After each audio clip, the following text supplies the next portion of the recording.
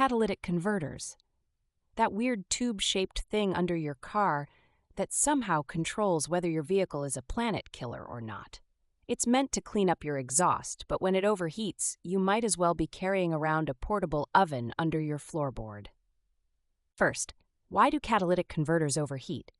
It's usually a symptom, not the disease. Often, it's because your car is running rich. Too much fuel, not enough efficiency. Suddenly, you're cooking that cat with unburned fuel and raising temps past 1600 degrees Fahrenheit. And trust me, if your converter gets that hot, you'll notice. I remember a friend whose car started billowing white smoke while idling in his driveway. The fire department showed up. Turns out the whole underside was glowing red, and, yep, it was the catalytic converter, ready to audition for a volcano documentary. A bad oxygen sensor is one of the main villains here. When it fails, the engine's computer gets bad data, dumping fuel into the mix. That means the catalyst is trying and failing to convert way more exhaust nastiness than it can handle. Result: instant overheat. There's also the classic misfire. Half the time people ignore that rough engine idle, but a misfire sends raw gas straight into the exhaust. Imagine dousing your barbecue coals with lighter fluid every 2 minutes. Spoiler, not good for your catalytic converter's lifespan. Now, what are the red flags? If you start smelling rotten eggs, take notice. That's hydrogen sulfide, the converter's swan song. Or if you hear rattling under your car, it could be the catalyst ceramic honeycomb breaking up, baking itself to death.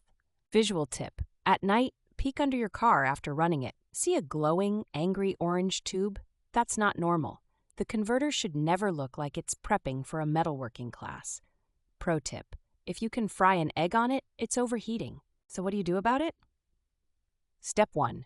Scan for error codes. Even a $20 OBD2 scanner from Amazon can tell you if you've got misfires, O2 sensor failures, or rich running conditions.